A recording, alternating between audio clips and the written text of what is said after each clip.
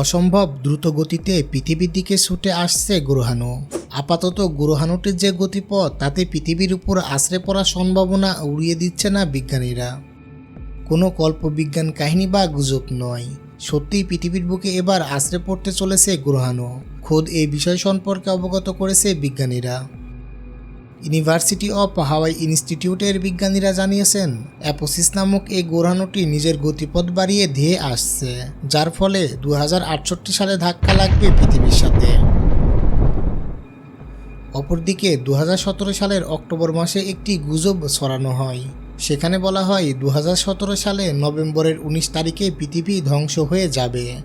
আরও বলা হয় নিব্রু নামক একটি গ্রহের সাথে সংঘর্ষে পৃথিবী ধ্বংস হয়ে যাবে এবং মানব সভ্যতার চিরপরিসমাপ্তি ঘটবে।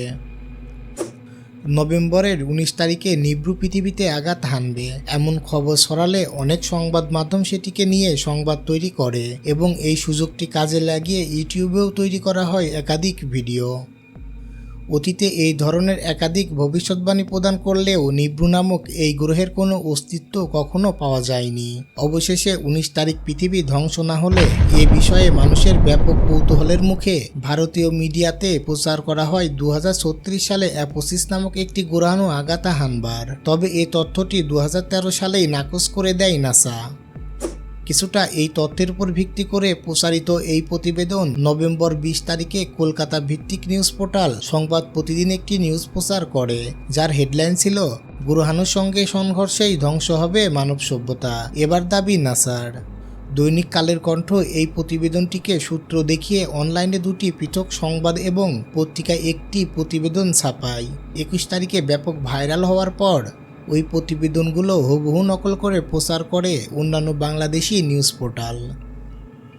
আবার এদিকে 2004 সালে অ্যাপোফিস নামক এই গ্রহাণুটি আবিষ্কৃত হয়। এরপর থেকেই দীর্ঘ এত বছর ধরে গ্রহাণুটির গতি প্রকৃতির ওপর লক্ষ্য রেখে চলেছে ইউনিভার্সিটি অফ হাওয়াই ইনস্টিটিউট এর বিজ্ঞানীরা।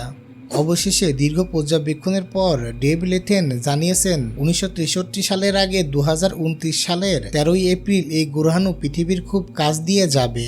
অ্যাপোফিস পৃথিবীর এত কাছে চলে আসবে যে খালি চোখে দেখা যাবে বলে দাবি করেছেন তিনি, যদিও সেই সময় পৃথিবীর সাথে সংঘর্ষ হবার কোনো সম্ভাবনা নেই। কিন্তু 2063 সালে কি হতে চলেছে তা নিয়ে বেশ চিন্তায় বিজ্ঞান মহল।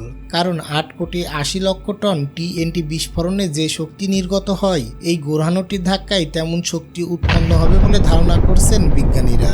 আর যদি পৃথিবীর সঙ্গে সংঘর্ষ ঘটে তাহলে ধ্বংসের পরিমাণ হিরোশিমায় ফেলা পরমাণু বোমার ধ্বংসের ক্ষমতার চেয়ে 65,000 গুণ বেশি হবে। এই ভিডিওটি ভালো লাগলে সাবস্ক্রাইব করে পাশে থাকা বেল আইকনটি বাজিয়ে দিবেন এবং একটি লাইক ও কমেন্ট করবেন।